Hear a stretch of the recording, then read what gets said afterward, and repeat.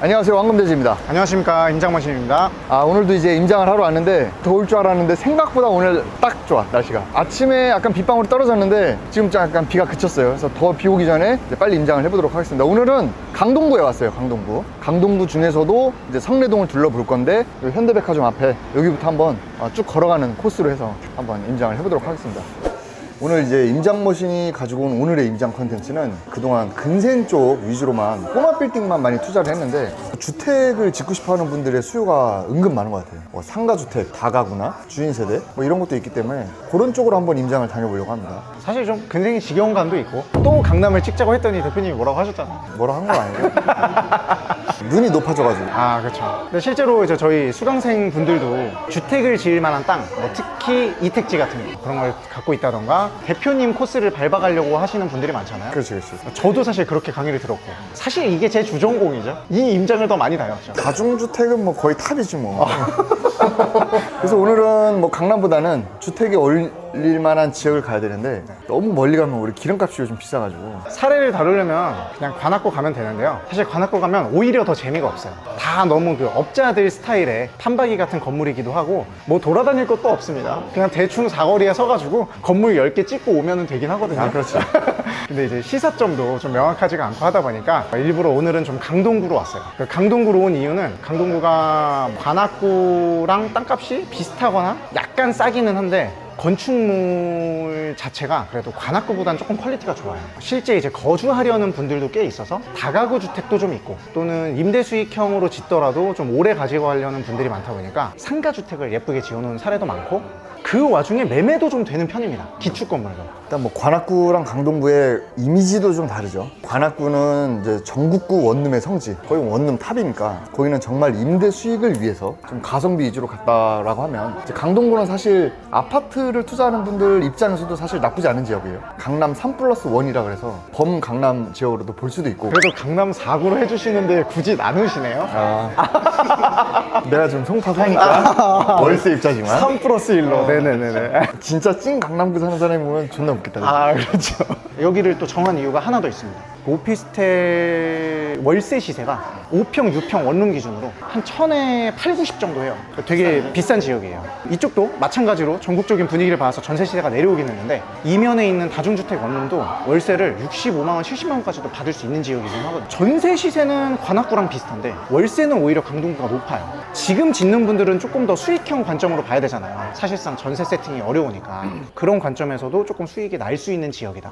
하나 더 얘기 드리면 사실 강동구는 이런 단독주택, 원룸 건물이나 다가구 주택보다 공동주택이 훨씬 많아요. 빌라, 화곡동만큼 많습니다, 사실. 근데 오늘은 이제 공동주택은 안 하고 일단 단독 건물 위주로 한번 컨텐츠를 찍어보려고 합니다. 일단은 뭐 입지부터 간단히 설명드리면 강동구는 서울의 가장 우측에 붙어 있죠. 그래서 뭐 우측으로는 경기도 하남시를 접하고 있고 서남측으로는 송파구를 접하고 있고 서북측으로는 한강을 접하고 있죠. 그래서 우리가 아파트 투자할 때 많이 아는 고덕동이라든지 상일동 이쪽 지역은 이번 임장지를 고를 때 아예 제외를 했고요. 실제로 이제 단독 건물을 지을 만한 지역은 뭐 성내동, 천호동, 길동, 둔촌동 정도가 있다고 볼 수 있을 것 같아요. 시세를 간단히 말씀드리면 성내동이 제일 비싸거든요. 제일 서울 중심에 가깝기도 하고, 그러니까 잠실 쪽에 가까운 거죠. 또 남쪽으로 올림픽공원 뷰가 나와요. 그리고 강동구청이 위치하면서 실제 이제 먹자 상권도 꽤 발달이 돼 있는 곳이라서 근생 건물 기준으로 4천에서 평당 6, 7천까지 가는 그런 지역이고, 주택을 개발할 만한 부지도 최소 3천만 원, 비싸면 뭐 3천 중반 이렇게 하고 있는 지역입니다. 나머지 둔촌동, 천호동, 길동 같은 경우에는 한참 시장이 좋을 땐 다 3천 넘게까지 거래는 됐었는데 요새는 2천 후반대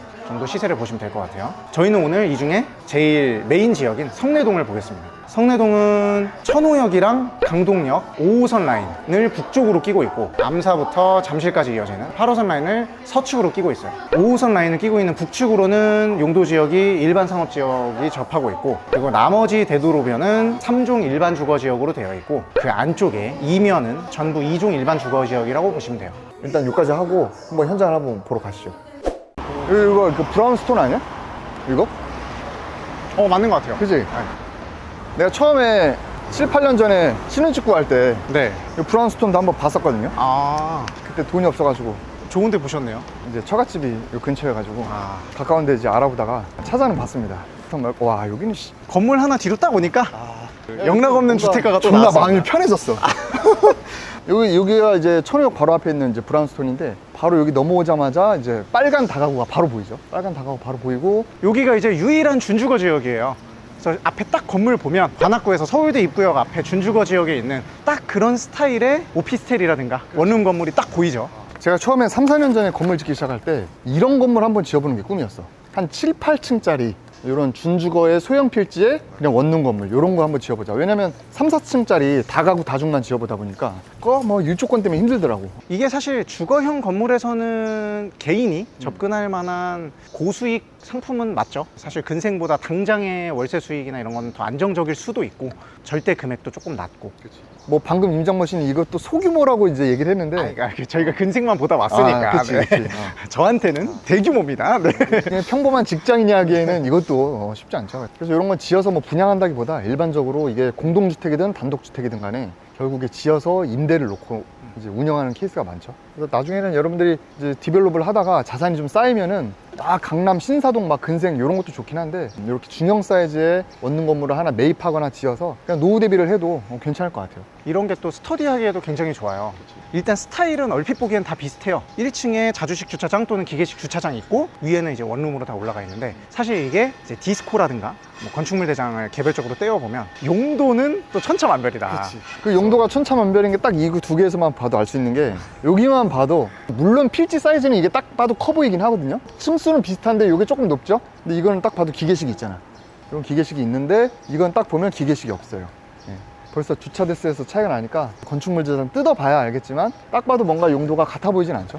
야, 여기는 건물이 이쁘네. 존예네. 존예인데 더 존예야. 여기 앞에 건물 이름 보이시나요? 헤인하우스? 이거를 잘 기억해 두십시오. 아, 제가 강동구 임장을 하는데 30몇 차까지 본 그 브랜드가 강동구 지역에 되게 많아요. 그런 브랜드가 한 두세 개 있는데 그 중에 하나입니다. 이거는 건축주 여자친구 이름이 혜인인 것 같은데 딸 이름은 아닐 것 같아. 등기부를 제가 몇 개 떼봤어요. 일단 50년생 남자분이세요. 50년생. 그럼 나이가 좀 지긋한 분이십니까? 그러니까 딱 동네에서 수십 년째 시행을 하고 계신 업자분의 느낌은 딱 나고 그 사모님 성함이 혜인은 아닐 것 같아요. 이거 보면 여기 주차가 좀 특이하죠? 딱 봐도 아톰식 같은데? 주차 타워 제어판이 있고 이 밑에 이제 철판으로 되어 있는 거 보니까 그 다음에 층고가 높잖아요, 그죠? 이거는 건폐율 안에서 주차 대수를 한 대라도 더 뽑기 위해서 이걸 아톰식이라고 하는데 여기 이제 올라가면 밑에 또 들어오는 형태로 보여지는데 사실 이거는 이제 올근생으로 지었구나 또는 근생 다중이구나 이제 눈치를 챌 수가 있죠. 이거 딱 봐도 안 쓴 티가 나지. 그래서 실질적으로는 허가받기 위한 주차 대수다.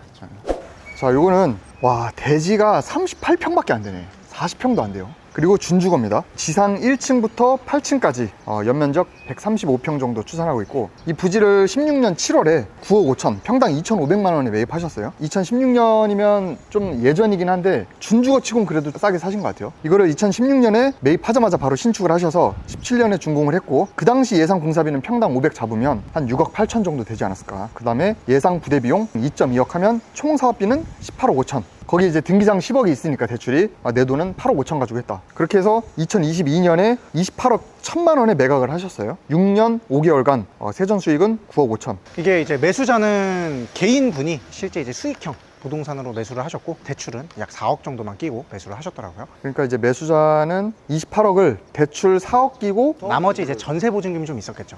근데 이게 이제 주택 건물은 오늘 다루는 사례들을 보시면 근생 건물보다는 표면적인 에쿼티 대비 수익률이 좀 낮아 보여요. 대신 추정컨대 선순위 근저당과 적절한 전세 보증금으로 실제 세팅 후에는 아마 에쿼티 정도는 거의 회수했을 확률이 높기는 하거든요.